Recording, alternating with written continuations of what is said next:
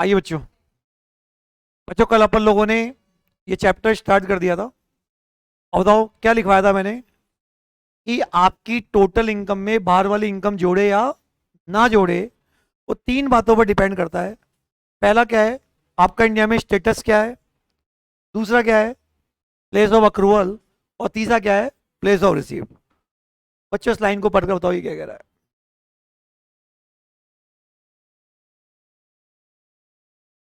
क्या आप ये बिना जाने क्या टोटल इनकम निकाल सकते हैं? और जब तक आप टोटल इनकम नहीं निकालेंगे तो फिर टैक्स कैसे लगेगा? बताइए। आपको टोटल इनकम निकालने के लिए ये जानना क्या होता है, जरूरी होता है। तो लिखो एक नोट। तुम है ना, एक बार वो जो बच्चे लेट है वो मेरे प्रीवियस क्लासेस जरूर देख लीजिए। 5-6 वीडियो सारे के सारे यूट्यूब पे अपलोड है। आप वो देखेंगे तो आप इजीली ये क्लासेस समझ आ जाएगी।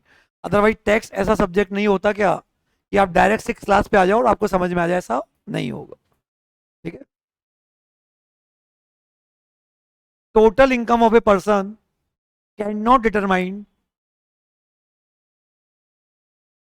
total income of a person cannot determine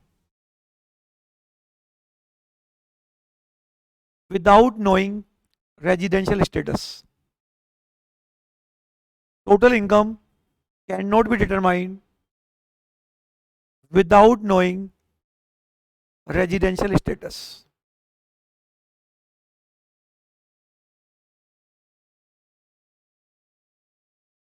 ठीक है। अब अपन वन बाई वन क्या सीखेंगे बच्चों। देखो गोल सबको पता है, टोटल इनकम निकालनी है। बताओ पूरे टैक्स का गोल क्या है? टोटल इनकम निकालनी है। इस चैप्टर का गोल क्या है? टोटल इनकम में बाहर वाली इनकम जोड़े या ना जोड़े, ये डिसाइड करना है। इसको डिसाइड कब करोगे? जब आपको तीन चीजें पता हो कि आप इंडिया में रेजिडेंट हो या कमाया कहाँ और रिसीव्ड कहाँ हुआ। तो आज मैं आपको क्या निकालना सिखा रहा हूं, कैसे पता चलेगा कि आप इंडिया के रेजिडेंट हो या नॉन रेजिडेंट हो। Is it clear? ठीक है। अब बताओ, लाइन खींच के लिखो, लाइन खींचिए। How to determine residential status of each person.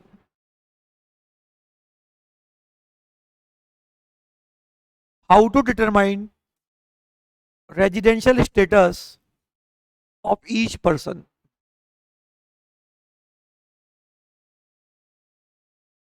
हर पर्सन का रेजिडेंशियल स्टेटस कैसे निकालेंगे? बताओ बच्चों, हर पर्सन का स्टेटस निकालने का तरीका एक है, अलग अलग है? अलग अलग। देखो कैसे। जब आप आगे बढ़ेंगे तो देखो आपको इंडिविजुअल का स्टेटस निकालना कौन बताएगा? सेक्शन 6(1). तो इंडिविजुअल का सेक्शन है 6(1). ठीक है। और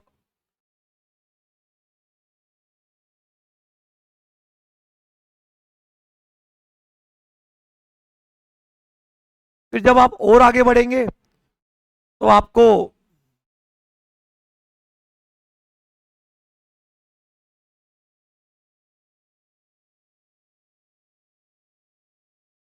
जब आप थर्ड पेज पे आएंगे तो आपको एचओ का स्टेटस निकालना बताएगा 6(2)(4) और कंपनी का 6(6).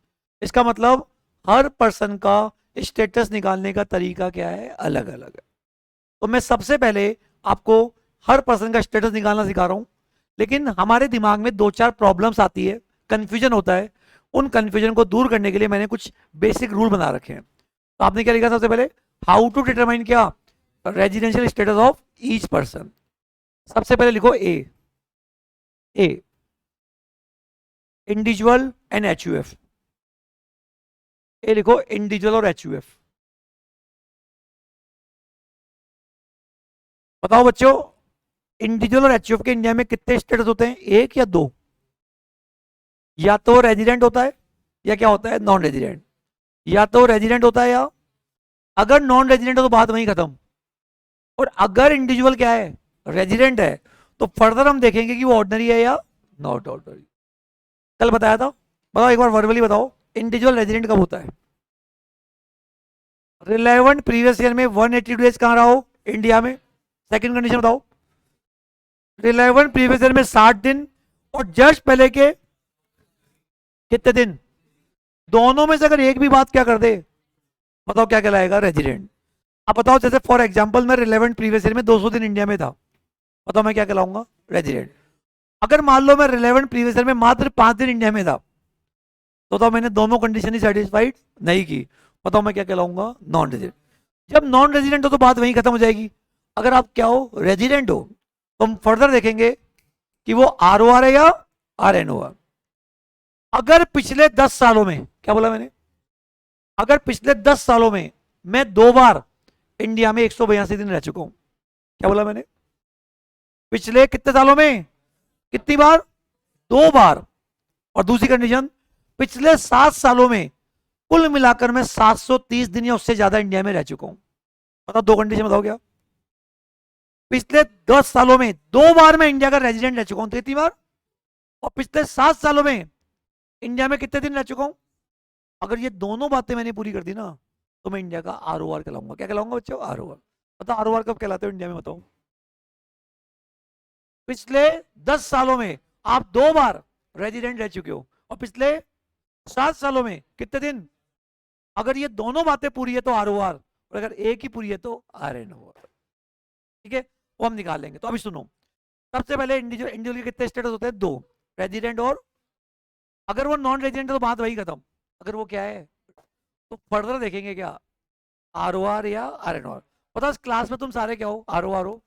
तुम तो 10 में से 10 हो, और 7 सालों में पूरे 2165 दिन आराम से इंडिया इंडिया में हो। पता तुम लोग क्या कहलाओगे? रेजिडेंट मत बोलना, आर ओ आर। क्या बोलेंगे? R O R. ऐसे ही H U F, H U के भी कितने स्टेटस होते हैं? 2, रेजिडेंट और अगर वो रेजिडेंट है तो फर्दर देखेंगे कि वो आर ओ आर है या आर एन ओ। ओके। लेकिन अगर आप कंपनी और कौन हो? अदर, इनके इंडिया में 2 ही स्टेटस होते, क्या? ये फर्दर नहीं होते क्या? R O R, R O R. Only individual and H U F can be R O R या R N O R. Firm and company can not be R O R और R N O. समझ गए? तो लिखो, आपने क्या लिखा? In case of क्या? डैश करके लिखो। देखो, individual and H U F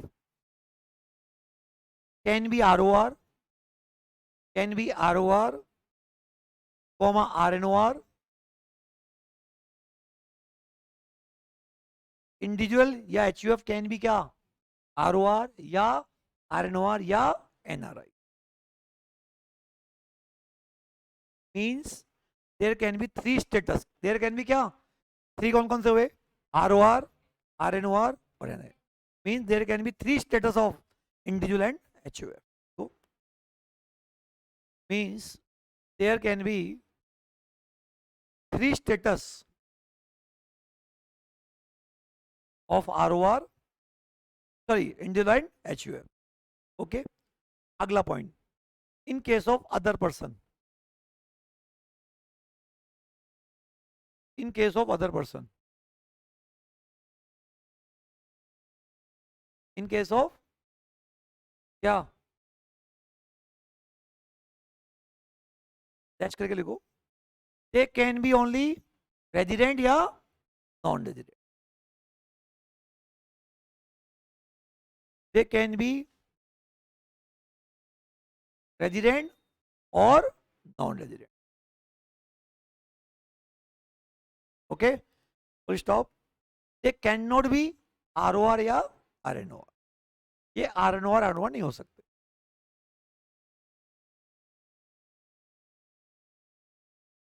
एक तो ये जनरल बात बताइए, इंडिविजुअल और एच के कितने स्टेटस होते हैं?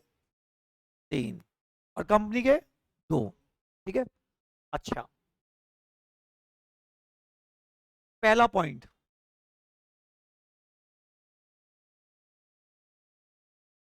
बताओ सभी व्यक्ति का स्टेटस निकालने का तरीका एक है या अलग अलग है? अलग अलग है ना। तो रेजिडेंशियल स्टेटस निकालने का जो क्या होता है, तरीका होता है, वो सबका क्या है? अलग अलग।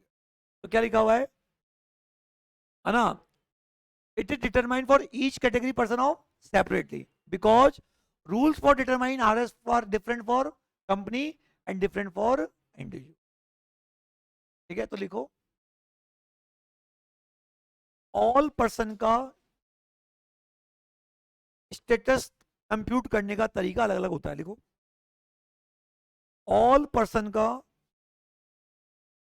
स्टेटस करने का, ऑल पर्सन का स्टेटस कंप्यूट करने का मैनर अलग अलग होता है।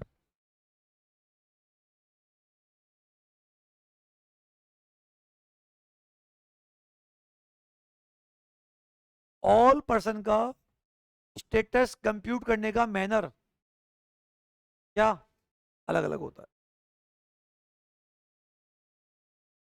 इंडिविजुअल के लिए 6-1, कंपनी के लिए 6-3 लिखो। इंडिविजुअल के लिए 6-1, एचयूएफ के लिए 6-2,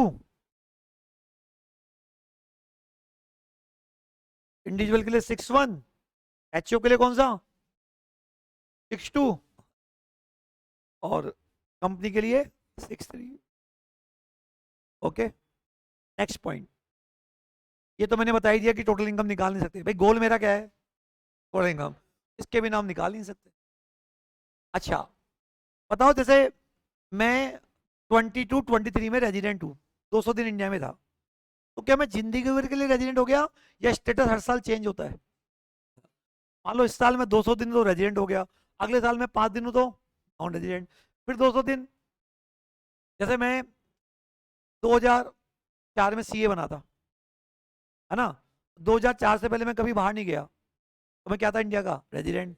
फिर मैंने 2005, 6, 7 और 8, मतलब 3 सालों के लिए मैं पहले मैं टोक्यो में जॉब करता था, फिर मैं पेरिस चले गया था, तो मैं 3 साल अब्रॉड था। तो बताइए जब मेरे 3 साल का स्टेटस निकाला गया होगा उस समय, बताओ मैं क्या था, नॉन रेजिडेंट। फिर मैं वापस कहाँ गया, हो गया।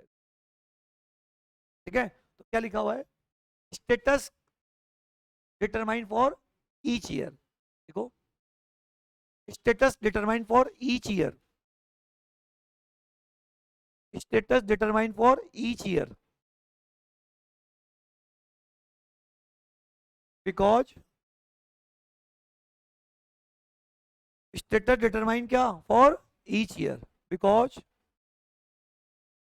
It can be change year to year, it can be change क्या, ईयर टू ईयर।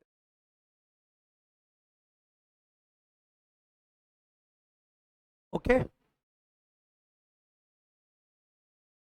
अच्छा बच्चों एक चीज बताओ, जैसे अपन कौन सा लॉ पढ़ रहे हैं, इंडियन लॉ या पाकिस्तान लॉ?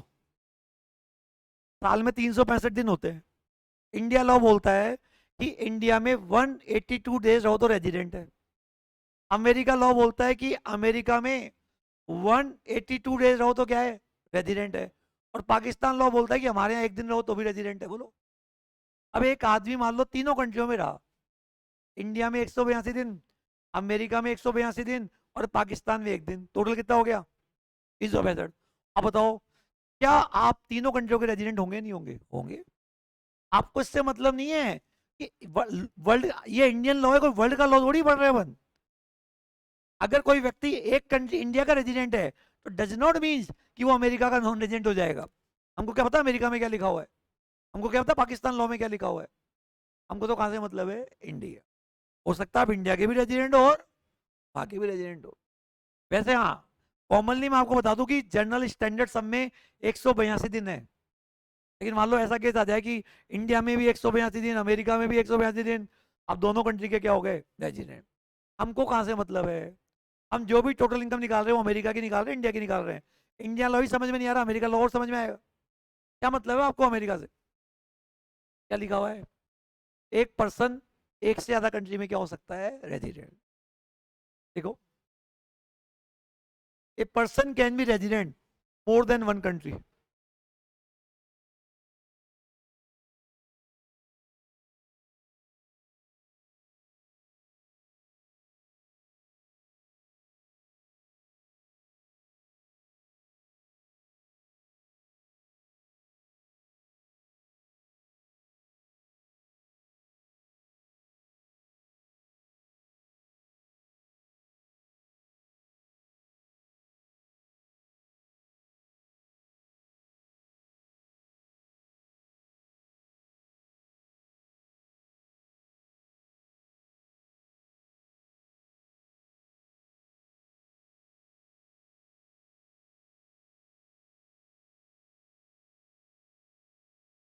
हो गया बच्चों? बोलिए, यहां तक की बात सबको क्लियर है? अब क्या होगा? अब बताओ बच्चों, एक व्यक्ति एक से कंट्री में क्या हो सकता है? रेजिडेंट। नेक्स्ट बताओ, जैसे एक फॉरेनर है जो विदेश में पैदा हुआ, इंडिया में 6 दिन रहता है, नॉन रेजिडेंट, इंडिया में 300 दिन रहता है, तो फॉरेनर क्या हो सकता है? और मान लो अपन सारे कौन है? भारतीय नागरिक, और हम इंडिया में 4 दिन ही रहते, तो नॉन रेजिडेंट। तो फॉरेनर कैन बी रेजिडेंट और Indian can be non resident.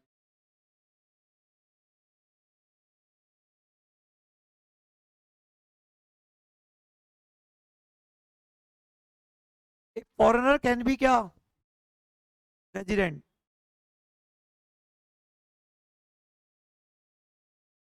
Of India.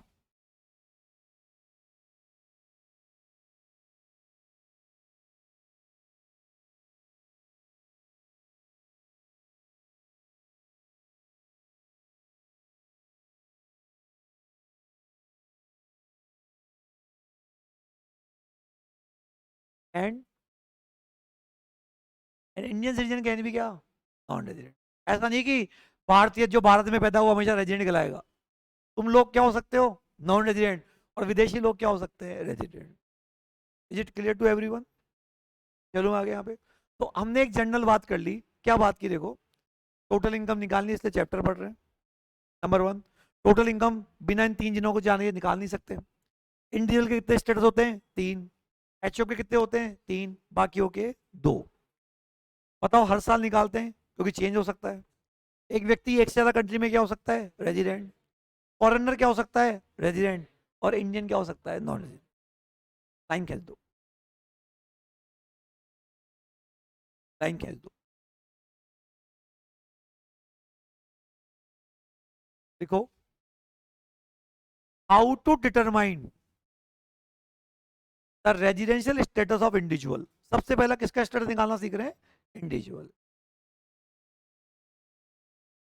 How to determine the residential status of individual.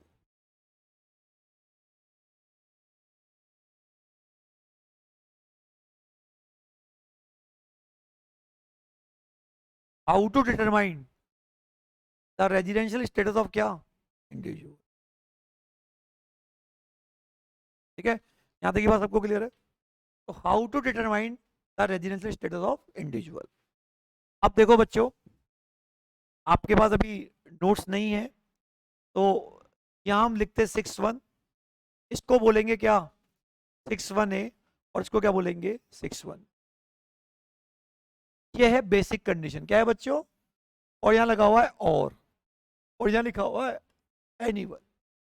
दो कंडीशन है। अगर आप दोनों में से एक भी कंडीशन क्या कर देंगे, तो आप क्या कहलाएंगे? रेजिडेंट। मान लो ये करते हैं और ये नहीं करते। मान लो ये करते हैं बट ये नहीं करते। और मान लो दोनों ही नहीं करते। और मान लो दोनों ही कर देते हैं। अब बताओ, इस केस में क्या होगा? रेजिडेंट। इस केस में क्या होगा? रेजिडेंट। इस केस में क्या होगा? रेजिडेंट। इस केस में क्या होगा? नॉन। मतलब नॉन रेजिडेंट कब होता है? जब दोनों नहीं करते। देखो,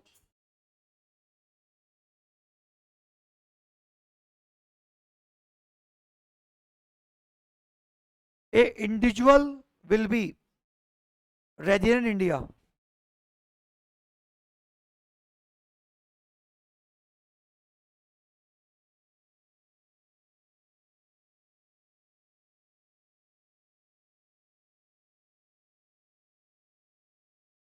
A individual will be resident in India if any of the following condition is satisfied.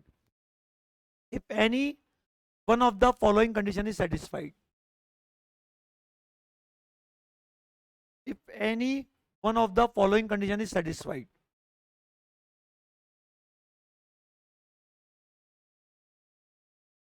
ठीक है, इसके आगे आपने क्या लिखा? 6-1। अब लिखो 6-1 A। 6-1 A। पढ़ो बच्चों क्या कह रहा है? He was in India for a period of क्या, इन द क्या, रिलेवेंट प्रीवियस। देखो 6-1 है, he was in India, he was in India for a period of 182 days or more।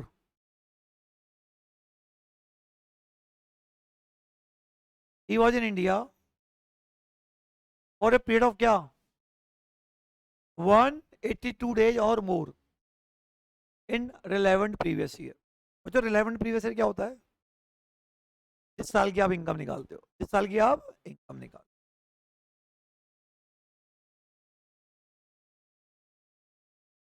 और सेंटर में लिखो और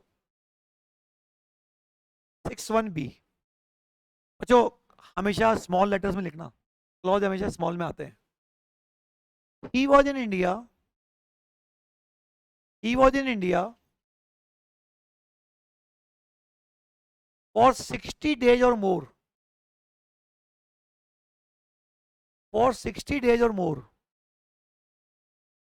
during relevant previous year, during क्या, relevant previous year, during relevant previous year and, अभी बात खत्म नहीं हुई, and aggregate 365 days or more। बच्चों आप कल से 2 पेन लेके आना, रेड पेन में आपको जो इंपॉर्टेंट चीज है वो रेड पेन से लिखाऊंगा और फिर ब्लू पेन से लिखेंगे ताकि हाईलाइट हो जाएगा आपको। And aggregate 365 days or more during 4 previous year,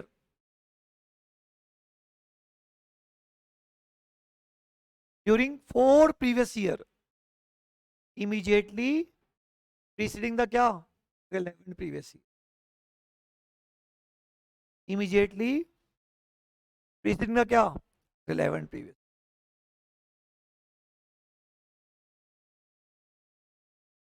तो 2 में से अगर आपने एक कंडीशन पूरी कर दी तो आप क्या कहलाओगे, resident.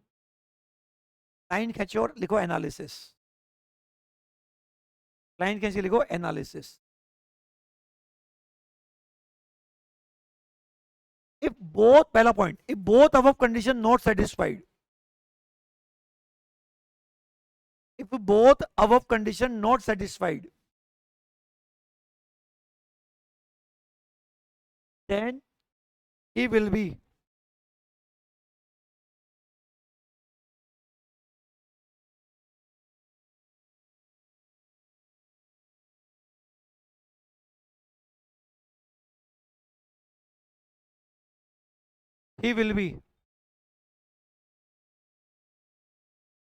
non-resident, he will be, and if one condition satisfied then he will be resident।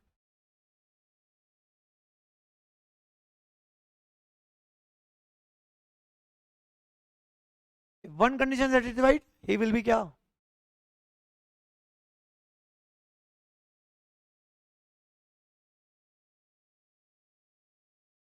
बोलो बात समझ में आ गई नहीं आई,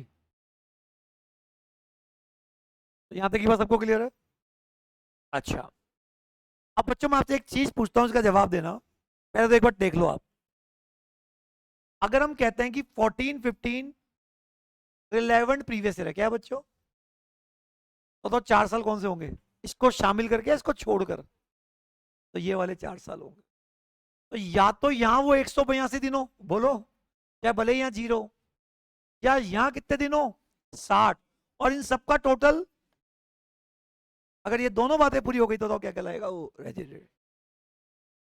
सबको क्लियर है बच्चों, एक क्वेश्चन करते हैं।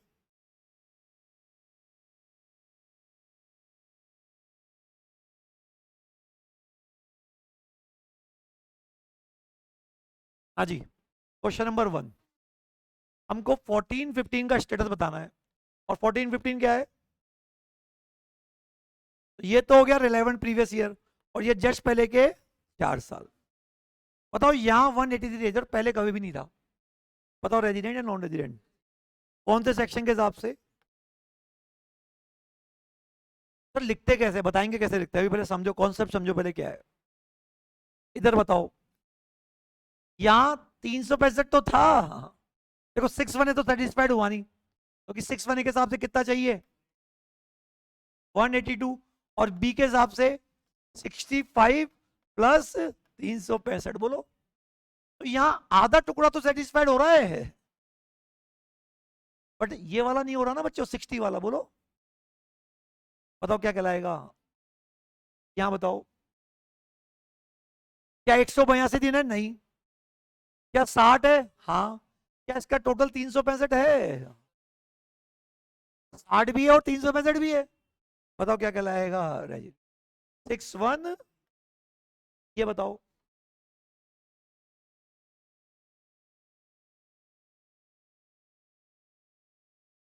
देखो बच्चों, 182 तो नहीं है, 60 है। अब आपने यहाँ पे साल चेंज हो गए, देखो ये अलग साल है। अरे कोई से भी 4 साल देखने, जस्ट पहले के 4 साल, तो मतलब पहले के साल में केवल 150 दिन था, ये तो 8 9 है। द कंडीशन नॉट सेटिस्फाइड, क्या कहलाएगा। अरे 13 14 12 13 11 12 10 11 आएगा ना। सबको क्लियर है, कोई क्वेश्चन है ऑनलाइन, आपको क्लियर है ऑनलाइन। चलो मैं आगे यहाँ पे, फिर हो जाता, फिर हो जाता अगर यहाँ पे। हाँ बोलिए।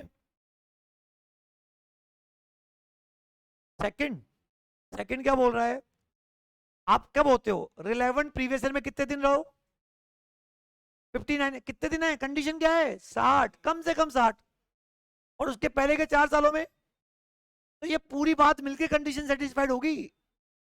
तो यहाँ ये आधा टुकड़ा तो सेटिस्फाइड हो रहा है, बट आधा नहीं हो रहा, इसलिए क्या कहलाएगा नॉन रेजिडेंट।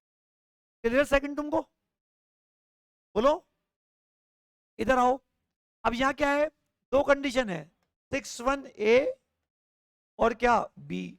क्या ये रिलेवेंट प्रीवियस 182 दिन है, ना जी ना।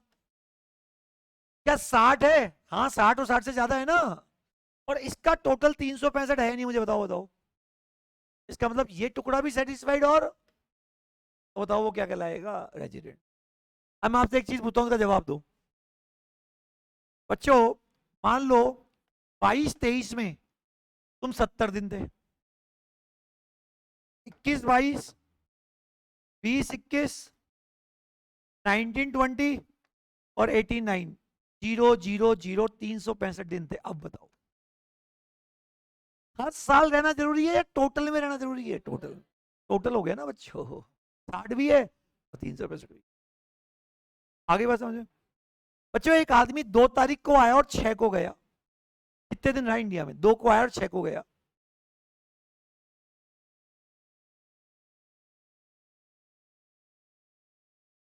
एक तो गिनने का तरीका क्या होता है, 3 4 5 और 6, एक होता है 3 4 और 5, और एक होता है 2 3 4 5 और 6। बोलो बच्चों कितने दिन मानेंगे, 5 दिन। तो जिस दिन आया और जिस दिन, दोनों दिन काउंटिंग में लेना है। क्या बोला मैंने, जिस दिन आया और जिस दिन गया, दोनों दिन काउंटिंग में लेना। तो क्या लिखा है, लॉ क्या कह रहा है, द डे, लिखो नोट नंबर 2,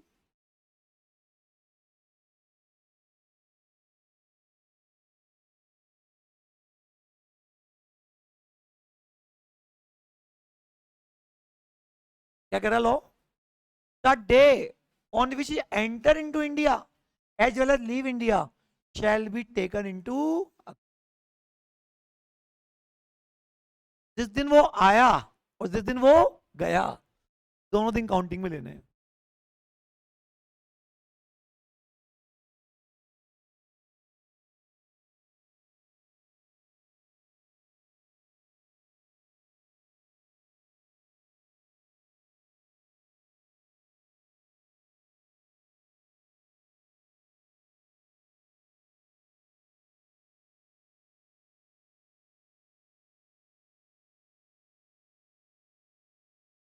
जिस दिन वो आया और जिस दिन वो, दोनों दिन काउंट में ले। लेकिन एक यहाँ पे इंपॉर्टेंट बात बताता हूँ, यहाँ तक की बात समझ में आ गई, सुनो। मान लो एक विदेशी आदमी जो पहली बार इंडिया आया, एक फॉरेनर है जो पहली बार कब आया, फर्स्ट टाइम कब आया,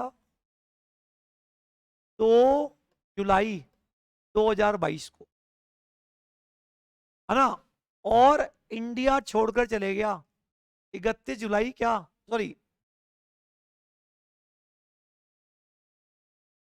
31 दिसंबर 22 को, और पहली बार आया था, पहली बार, है ना। तो बताइए क्या वो इंडिया का रेजिडेंट कहलाएगा? एक सेकेंड, हमको 22-23 का स्टेटस निकालना, किसका? 22-23।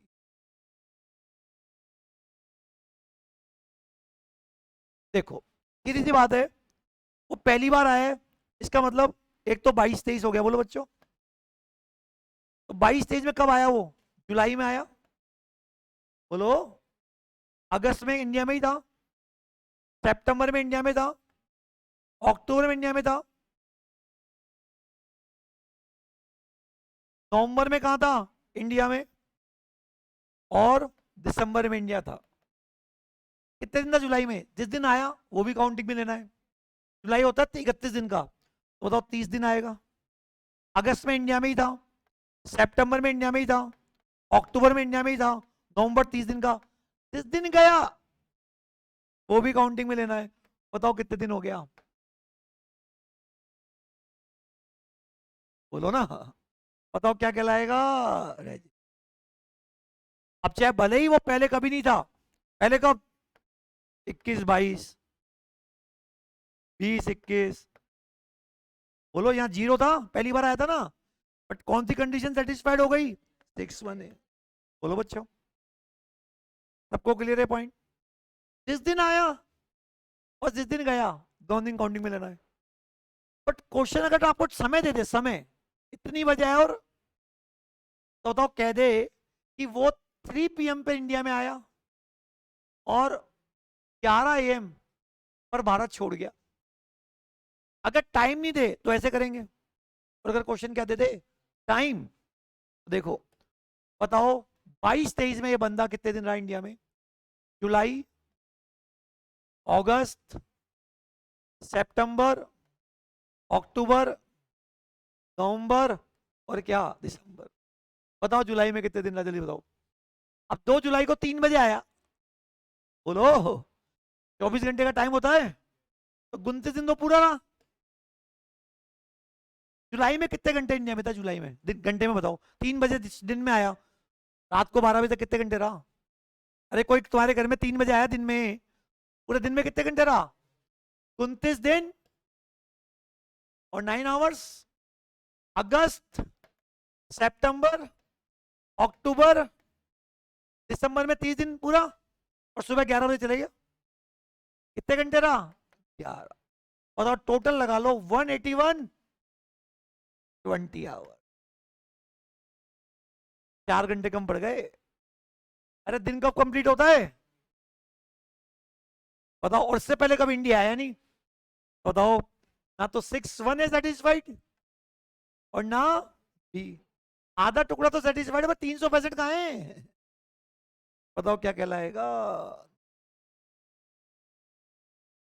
भाई साहब, कहने का मेरा मतलब है, इसके बहुत फर्क पड़ जाएगा रेजिडेंट नॉन रेजिडेंट से। क्यों? अरे रेजिडेंट बन गया तो वर्ल्ड में कहीं कमाए, और अगर क्या कहलाएगा तो फिर बताओ क्या कहलाएगा? Non resident. बिल्कुल बॉर्डर पे था। कई बार क्या कहते हैं, मदर, जब हम आते हैं विदेश से, मदर कहती है बेटा एक दिन रुक जा, एक दिन रुक जा, क्या जाता है? अरे क्या जाता है? टैक्स जाता है। तो जिससे भी मिलना है ना, फटाफट फटाफट मिल लो, आ जाओ सारे एक साथ, फटाफट जाना है, क्योंकि 1 घंटा भी लेट हो गए रेजिडेंट बन जाओगे तो गड़बड़ हो जाएगी ना बच्चों। क्या बोल रहे हैं? जितने भी विदेशी लोग होते हैं ना, जो इंडिया आते हैं, ऐसे देख देख के आते हैं, ऐसे नहीं कि मन मर्जी चलो आ जाए, और एक दिन भी सोच समझ के आते हैं, क्योंकि अगर क्या बन गए रेजिडेंट, तो भाई साहब टैक्स लग जाएगा। मैं आपको एक ऐसी चीज बताऊंगा, कोई आदमी बताओ लगातार 360 दिन इंडिया में रह ले लगातार, और वो चाहता है कि मैं नॉन रेजिडेंट रहूं लगातार 360 दिन, पॉसिबल है? Not possible. वो चाहता है कि लगातार 360 दिन रहूं, 60 दिन, 360, 360। बट मैं क्या कह रहा हूं, क्या पॉसिबल है या नहीं? कैसे?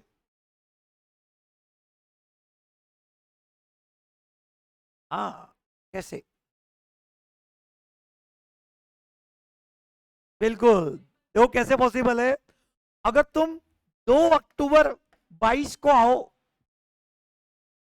और 28 सितंबर क्या 23 को जाओ, आओ एक फाइनेंशियल ईयर में और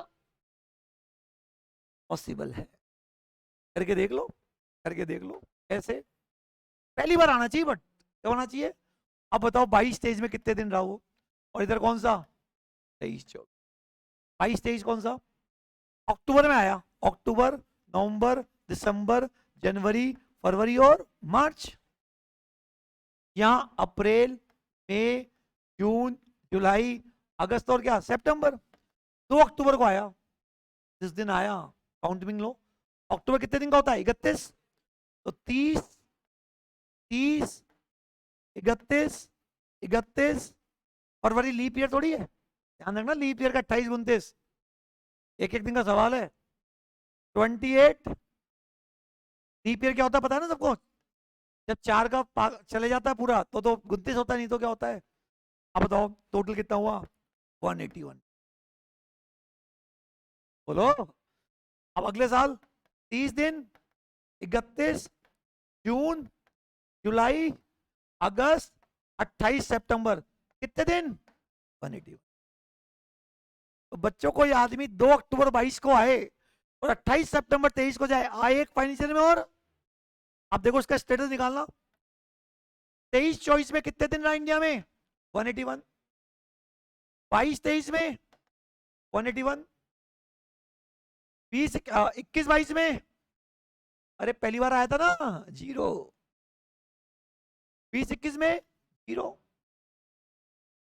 19-20 में 0। 18-19 में 0। अब स्टेटस निकाल के बताओ। मान लो मैं कहता हूं कि 23-24 का स्टेटस निकालो, 23-24 का बताओ। 61A और B 182 और 60 प्लस, क्या यहां 182 दिन था, बोलो बोलो। इसका मतलब ये सेटिस्फाइड नहीं है। क्या 60 था, हाँ। क्या टोटल 365 था, इसका मतलब ये भी सेटिस्फाइड। बताओ क्या कहलाएगा। क्लियर बात यहां पे। इधर बताओ इस साल का स्टेटस निकालना है। क्या 60 था, क्या 182 था, नहीं। क्या 60 था, क्या पहले के 4 सालों का टोटल 365 था, नहीं। बताओ क्या कहलाए। बताओ लगातार रहने से भी क्या हो गया। तो ये जो कंडीशन होती है 182 दिन वाली, वो ये है क्या एक लगातार रहने से या एक साल में रहने से। एक साल लगातार रहने से नहीं क्या। एक साल में कितने दिन रहो 182। एक बार सीए इंटर में आज से 10 साल पहले क्वेश्चन आया 5 नंबर का। एक आदमी पहली बार इंडिया में 5 अक्टूबर 2000 इसको आया 190 दिन के लिए। क्या बोला मैंने। एक आदमी पहली बार 5 अक्टूबर 21 को आया 100, स्टेटस निकालो 5 नंबर का। बच्चों के साथ हमारी लॉटरी लग गई। और सब क्या लिख के आए, रेजिडेंट रेजिडेंट, क्योंकि सर ने बताया था रिलेवेंट प्रीवियस ईयर में 182 दिन। बोलो। अरे बच्चों, जब वो 190 दिन को तुम बांटोगे तो यहां पे तो रहेगा 178 दिन के आसपास, और वहां रहेगा 12 दिन। तो इस साल भी नॉन रेजिडेंट और इस साल भी। लेकिन जब मैंने उसका है ना, अधिकतर आंसर क्या आते हैं बताओ। बताओ क्या कंसेप्ट निकल के आया। लगातार रहने से होता है, एक साल में रहने से होता है। बोलो अच्छी बात समझ में आई नहीं। बताइए 3 बातें बोली मैंने। जिस दिन आया और जिस दिन गया दोनों को काउंटिंग मिलेंगे। लेकिन क्वेश्चन में टाइम आ जाए तो टाइम के हिसाब से करेंगे। किसके हिसाब से करेंगे बच्चों, ये सब कल लिखवा दूंगा मैं आपको, समझ गए।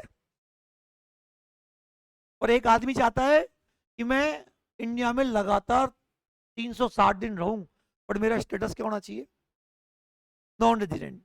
क्या ये पॉसिबल है या इम्पॉसिबल है। पॉसिबल है। कैसे। आए एक फाइनेंशियल ईयर में और जाए दूसरे फाइनेंशियल। तो बताइए, इस तरह से अपनी टिकट बनाओ, लेकिन पहली बार आना चाहिए। ये टैक्स इवेजन है या टैक्स प्लानिंग है? प्लानिंग है, ये इवेजन थोड़ी है यार। हम लॉ का कहाँ वोलेशन कर रहे हैं, बताओ मुझे आप। एनी क्वेश्चन बच्चों?